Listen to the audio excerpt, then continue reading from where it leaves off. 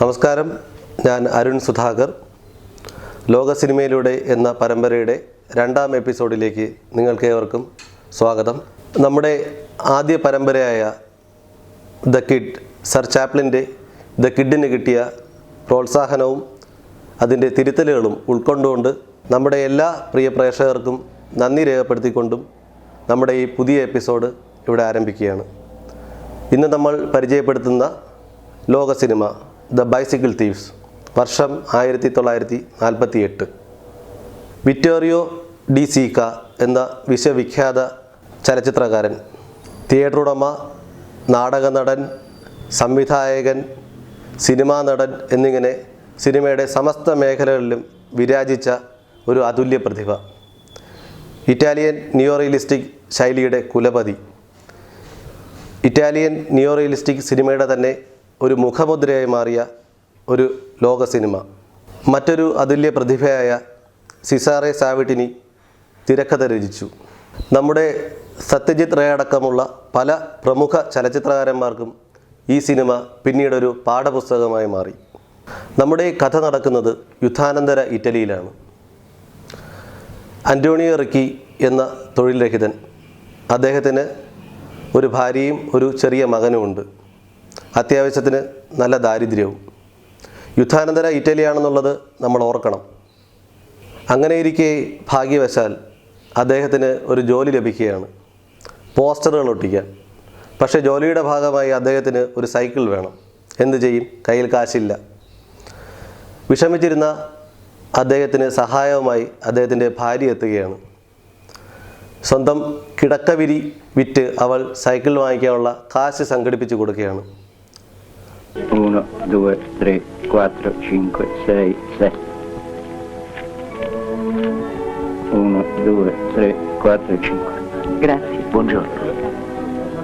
Cycle വാങ്ങി 3 പേരും സന്തോഷത്തിലാണ്. പക്ഷേ വിധിയുടെ തിരക്കഥ മറ്റൊന്നായിരുന്നു. ജോലിയുടെ ആദ്യ ദിവസം തന്നെ അദ്ദേഹത്തിൻ്റെ സൈക്കിൾ മോഷണം പോയി, ആ തെരുവിൽ വെച്ച്.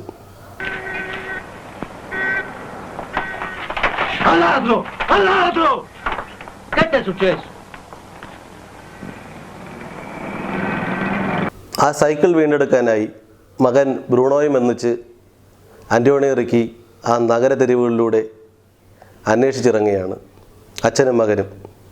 യുദ്ധാനന്തര ഇറ്റലിയിലെ കടുത്ത ജീവിത യാഥാർത്ഥ്യങ്ങളിൽ കൂടെയായിരുന്നു അവർക്ക് കടന്നു പോകേണ്ടിയിരുന്നത്. മനുഷ്യരുടെ ഖിന്നമുഖങ്ങൾ, തത്തർപ്പാടുകൾ, ദാരിദ്ര്യം, തൊഴിലില്ലായ്മ എന്നിവയെല്ലാം ഇവിടെ വെളിപ്പെടുകയാണ്. ഇവയെല്ലാം ചൂഷണത്തിൻ്റെയും ആത്മാർത്ഥയില്ലായ്മയുടെയും പ്രതീകങ്ങളായി അച്ഛൻ്റെയും മകൻ്റെയും മുന്നിലെത്തുകയാണ്.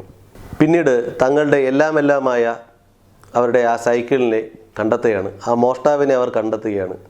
പക്ഷേ നിർഭാഗ്യവശാൽ അവർക്കത് തെളിയിക്കാൻ സാധിക്കുന്നില്ല. എന്തു ചെയ്യും? അവർ എന്തു ചെയ്യും? മറ്റൊരു പോംവഴിയുമില്ലാതെ ആ അച്ഛനും മകനും നിരാശരായി ആ തെരുവിലൂടെ അലയുകയാണ്. പിന്നീട് ഒരു ഫുട്ബോൾ സ്റ്റേഡിയത്തിൻ്റെ പരിസരത്ത് നിന്നും ആ അച്ഛൻ ഒരു സൈക്കിൾ മോഷ്ടിക്കുകയാണ്. ആ മോഷണ ശ്രമത്തിനിടയിൽ അയാൾ പിടിക്കപ്പെടുകയാണ്. പക്ഷേ ഭാഗ്യവശാൽ അയാൾ രക്ഷപ്പെടുന്നുമുണ്ട്.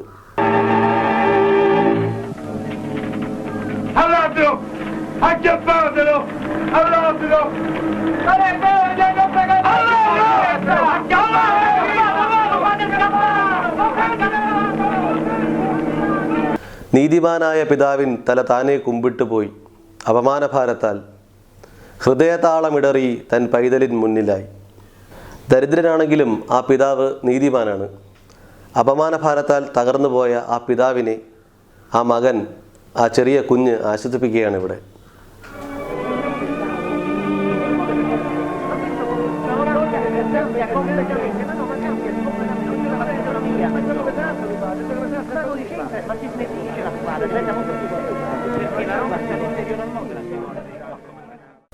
ജീവിതത്തിൻ്റെ പുതിയ അർത്ഥങ്ങൾ, പുതിയ പാഠങ്ങൾ ആ പിതാവും മകനും ആ ജീവിത അനുഭവത്തിലൂടെ ഇവിടെ ആർജിക്കപ്പെടുകയാണ്.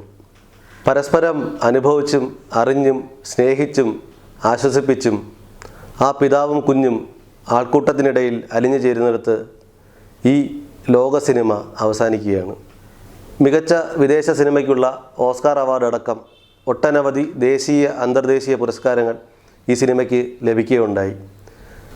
സിസാറെ സാവിട്ടിനിക്ക് ഏറ്റവും മികച്ച തിരക്കഥയ്ക്കുള്ള ഓസ്കാർ അവാർഡ് ലഭിച്ചു. ചലച്ചിത്ര വിദ്യാർത്ഥികൾക്ക് ഒരു നല്ല പാഠപുസ്തകം, സിനിമ ആസ്വാദകർക്ക് ഒരു നല്ല സിനിമ, ഓസ്കാർ വേദിയിലെ ഒരു പൊൻതിളക്കം, നിയോ റിയലിസ്റ്റിക് സിനിമയുടെ ഒരു മകുടോദാഹരണം, ദ ബൈസിക്കിൾ തീവ്സ്. നന്ദി, നമസ്കാരം.